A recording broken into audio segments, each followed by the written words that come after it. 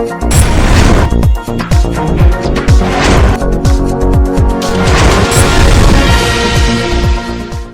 आप देख रहे हैं एनपीटीवी न्यूज परिक्रमा और मैं हूं आपके साथ आरती सिंह आजाद। रुक करते हैं आज की खास खबरों की ओर। चित्रकला विभाग जेवी जैन कॉलेज सहारनपुर में उत्तर प्रदेश राज्य ललित कला अकादमी लखनऊ संस्कृति विभाग के सौजन्य से 3 दिवसीय से झांसी कला कार्यशाला का शुभारंभ किया गया। कॉलेज प्राचार्य प्रोफेसर मुकुल बंसल झांसी एवं वरिष्ठ चित्रकार डॉक्टर राम शब्द सिंह द्वारा सरस्वती के चित्र पर माल्यार्पण कर दीप उज्ज्वल कर किया गया। डॉक्टर राम शब्द सिंह द्वारा बताया गया कि गांव में बनाए जाने वाली सांझियों को बनाने का प्रशिक्षण दिया गया है, जिससे युवा अपनी संस्कृति को पहचान सके। इस दौरान doctor Sandeep Gupta, Sanjay Kumar, doctor Vinod Kumar, doctor Manu Gupta, doctor Arvind Kumar, doctor Jaspal Singh, Prem Narayan Tiwari मौजूद रहे। सांझी कला है सहारनपुर की, इसके ऊपर इसका प्रशिक्षण कार्यशाला चल रही है। ये राज्य ललित कला अकादमी उत्तर प्रदेश के सांस्कृतिक विभाग से ये चीज़ कब तक ये 3 दिन के लिए है। इसमें जगह जगह से प्रशिक्षक भी आए हुए हैं जो कि इसके लिए प्रशिक्षण देंगे और बहुत सारे ऐसे गांव से और जगह से विद्यार्थी। नुमाइश कैंप में माहीपुरा तक बड़ी सड़क गड्ढों में तब्दील होती जा रही है, जिससे राहगीरों को बड़ी परेशानी का सामना करना पड़ रहा है। लेकिन विभागीय अधिकारी इस और कोई ध्यान नहीं दे रहे हैं, जिससे कभी भी कोई बड़ा हादसा घटित हो सकता है। क्षेत्रवासी सुमित व देविका ने बताया कि सड़क में हो रहे गड्ढों में गिरकर कई लोग घायल भी हो गए हैं। सड़कों का तो इतना बुरा हाल है, यहाँ पे बड़े बड़े गड्ढे हैं, रोजाना एक्सीडेंट होते रहते हैं, बाइकें स्लिप होती हैं, बजरी पड़ी है, अगर कोई गड्ढे हो रखे हैं, कोई लोग बाग आराम से नहीं चलते हैं, फिर चोट लगती है। यहाँ पे एक ये रोड बहुत ज़्यादा चलता है, कोई ना कोई अगर ब्रेक मारता है तो वो गाड़ी स्लिप हो जाती है और चोट लगती है। सड़क का तो जी बहुत बुरा हाल है, बहुत बुरी कंडीशन है सड़क की। तो रिक्शे भी चलते हुए ऐसा लगता है अभी गिर जाएंगे और कई बार तो गिर भी जाते हैं रिक्शा। बहुत बुरी, कभी भी मैंने उस सड़क को सही हालत में देखा नहीं आज तक। ऐसा लगता है उत्तर प्रदेश और उत्तराखंड के बॉर्डर पर एक भव्य स्वागत द्वार का निर्माण प्रदेश सरकार द्वारा कराया जा रहा है, जिससे उत्तराखंड के हरिद्वार से जिला सहारनपुर की सीमा में बढ़ते ही हरियाणा पंजाब जाने वाले यात्रियों को उत्तर प्रदेश के स्वागत द्वार से गुजरना होगा। द्वार की लंबाई लगभग 50 मीटर होगी। द्वार को भव्य बनाने के लिए द्वार पर पेंटिंग और लाइट की व्यवस्था भी होगी। देवबंद के मदरसा दारुल उलूम अशरफिया की ओर से देवबंद के एक बैंकेट हॉल में मदरसा छात्रों की हिफ्ज़ क़िरात प्रतियोगिता का आयोजन किया गया। मदरसा दारुल उलूम अशरफिया देवबंद के प्रबंधक मौलाना सालिम अशरफ कासमी ने बताया कि मदरसा और कासमी मानव सेवा ट्रस्ट के तत्वाधान में आयोजित कार्यक्रम में जो बच्चे पढ़ाई में अच्छे नंबरों से पास हुए हैं उन्हें प्रतीक चिन्ह देकर सम्मानित किया गया है, ताकि और बच्चों को भी हौसला अफजाई हो सके। आज ये प्रोग्राम है हमारे दारुल उलूम अशरफिया देवबंद जो वाक़ है कासिमपुरा रोड पर, इससे ये सालाना एनुअल फंक्शन है और अल्हम्दुलिल्लाह ऑनलाइन और ऑफलाइन जो 225 उलमा इस्लामिक पीएचडी कोर्स यानी तकमील इफ्ता से फारिग हुए हैं, आज अकाबिर मिल्लत हजरत मौलाना सैयद अंजर मियाँ दामत बरकातुहुम, हजरत मौलाना सैयद बिलाल साहब बागपत दामत बरकातुहुमुल आलिया, हजरत मौलाना मुफ्ती रईस साहब, मुफ्ती अतहर साहब और दिगर अकाबिर जो यहाँ तशरीफ लाए उनके। उत्तर प्रदेश सरकार में संसदीय कार्य व औद्योगिक विकास राज्य मंत्री जसवंत सिंह सैनी की माता के निधन से क्षेत्र में शोक की लहर। मंत्री की माता सोमवती देवी पिछले काफी समय से बीमार चल रही थी, जिनका इलाज ऋषिकेश के एम्स अस्पताल में चल रहा था। देर रात उन्होंने 75 वर्ष की उम्र में अंतिम सांस ली। मंत्री के पैतृक गांव थाना रामपुर मनिहारा क्षेत्र के गांव आजमपुर में उनका अंतिम संस्कार किया गया। बड़ी संख्या में भाजपा नेताओं सहित अन्य दलों के नेताओं ने अंतिम संस्कार में शामिल होकर दुख प्रकट करते हुए श्रद्धांजलि अर्पित की। देवबंद में होली एवं शब बारात पर साफ सफाई व्यवस्था एवं बिजली व्यवस्था की दुरुस्त करने को आज पूर्व सभासद डॉक्टर वाजिद मलिक और पूर्व सभासद एवं सपा जिला उपाध्यक्ष तौफीक अहमद जग्गी ने नगर पालिका प्रशासन को ज्ञापन दिया।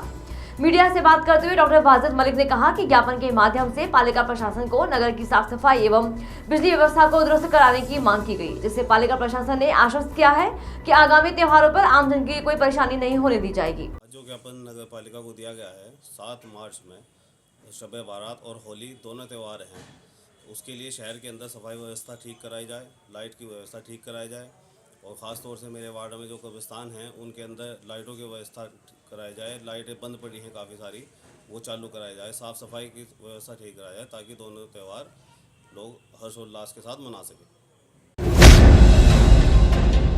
भारतीय किसान यूनियन बेती गुट के राष्ट्रीय राहुल बेती ने प्रदेश सरकार द्वारा जारी किए गए बजट पर अपनी प्रतिक्रिया देते हुए बताया किसान विरोधी। राहुल बेती ने कहा कि घोषित बजट में ना तो किसानों को कोई सौगात दी गई है और व्यापारियों को भी ठगा गया है। सर, जो कल बजट पेश हुआ है उसके बारे में किसानों के बारे में क्या कहूँगा? जो कल बजट पेश हुआ है तो आप भली भांति जानते ही हैं, ये बजट तो व्यापारियों के लिए है, किसानों के लिए तो इसमें कोई बजट की बात कही नहीं गई, क्योंकि सरकार वादे तो करती है बहुत किसानों के लिए पर पूरा एक भी नहीं करती। बजट में कल ना तो सरकार ने किसानों की जो आय दोगुनी की बात कर रखी है उसमें कोई बजट में नज़र नहीं आ रहा, और जो गन्ने के मूल्य की बात करती है 450 रुपये मूल्य गन्ने का मिलता है और ख़र्चा उसका 480 रुपये आता है, उस पर कोई बात नहीं करी। और जो बिजली के जो किसानों के ट्यूबवेलों के मीटर हटाए जाने वाली बात है, ना लगाए जाए, वो भी कोई बात नहीं करती। और जो किसानों के बिजली के बिल हैं जो आधे किए जाने के वादे किए गए हैं उसमें कोई बात नहीं कही। तो आप अच्छे से जानते हैं तो ये सरकार किसानों के खिलाफ़ है और सरकार किसानों के खिलाफ़ की बात कर रही है। नगर निगम द्वारा थाना मंडी मुख्य मार्ग पर बनाए गए कूड़ा घर में धू कर जलता रहा है कूड़ा। नगर निगम द्वारा स्मार्ट सिटी के तहत विभिन्न स्थानों पर कूड़ा एकत्र करने के लिए कूड़ा घर बनाए गए हैं, जहां से कूड़ा बड़ी गाड़ियों में भरकर डंपिंग जोन पर ले जाया जाता है और उसे खाद बनाया जाता है। लेकिन कुछ स्थानों पर कुछ लोगों के द्वारा एकत्र किए गए कूड़े में निगम कर्मचारियों द्वारा आग लगा दी जाती है। ऐसा ही ताजा मामला थाना मंडी रोड पर सीजनिंग प्लांट के पास बनाए गए कूड़ा घर का है, जहाँ पर सुबह से लेकर शाम तक कूड़ा एकत्र हुआ और शाम के समय उसमें किसी ने आग लगा दी। आग इतनी भयंकर थी कि लोग रुक रुक कर आग के कारणों के बारे में पूछते देखे गए। डीआईजी अजय कुमार साहनी और एसएसपी डॉक्टर विपिन ताड़ा ने थाना मंडी का वार्षिक निरीक्षण किया। इस दौरान डीआईजी ने थाना कार्यालय, कंप्यूटर कक्ष, मालखाना, मैस बैरक आदि का निरीक्षण किया। इस दौरान डीआईजी अजय कुमार साहनी ने संबंधित पुलिस स्टाफ को अपराधियों पर नजर रखने एवं फरियादियों की समस्याएं सुनने के बाद अविलंब न्याय दिलाने के निर्देश भी दिए।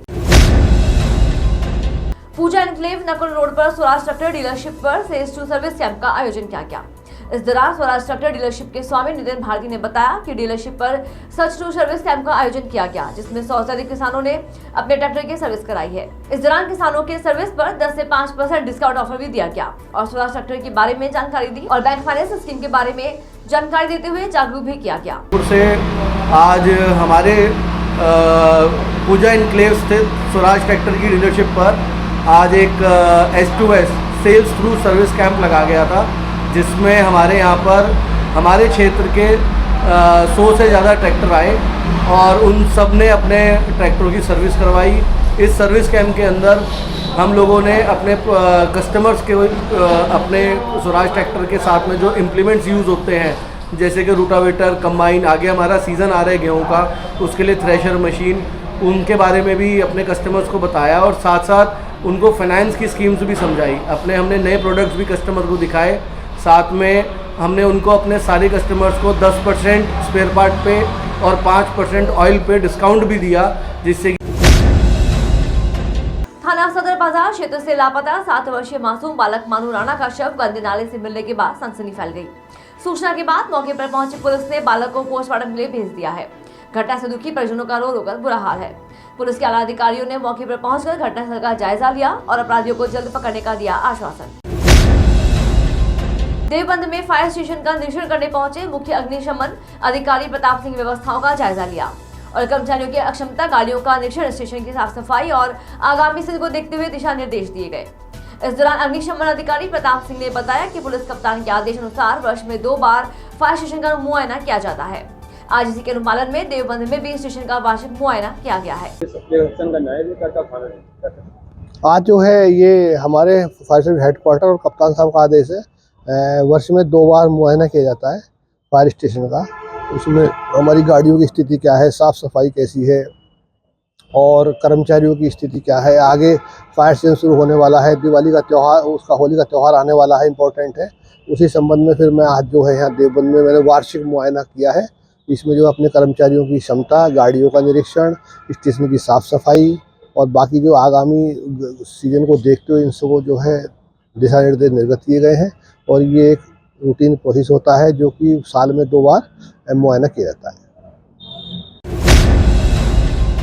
गंगोह रोड स्थित वीर सुभाष इंटर कॉलेज में शिक्षक नेता अशोक मलिक का लखनऊ रवाना होने से पूर्व जोरदार फूलमाला से समाहित कर तिलक लगाकर संघर्ष की कड़ी में एक कड़ी और जोड़ते हुए निजी स्कूलों की समस्याओं का निस्तारण की सफलता की शुभकामनाएं दी।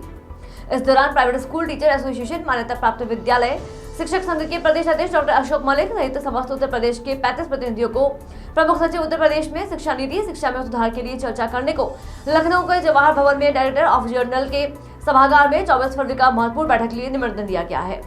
सम्मान समारोह में शिक्षक संघ के प्रदेश अध्यक्ष डॉक्टर अशोक मलिक ने कहा कि वर्तमान सरकार के खोखले वादों से जनता परेशान हो चुकी है। 25% निःशुल्क दुर्बल वर्ग के बच्चों का करीब 400 करोड़ रुपए पिछले 4 वर्षों का बकाया है।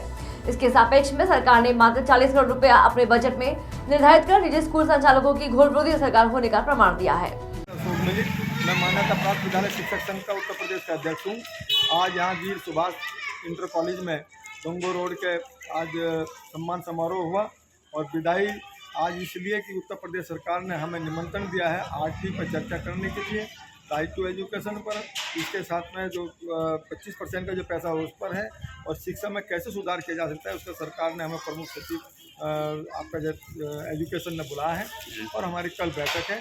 आज यहाँ के शिक्षकों ने इसके हमारे संगठन के लोगों ने तिलक लगाकर जो स्वागत किया है और जो सम्मानित किया है आपका है इसकी विदाई के शुभकामनाओं के साथ में कि हम अपने काम को मिशन को मजबूती से जाकर पेश करें और हम आपका जो इस लड़ाई को मजबूती से लड़ें।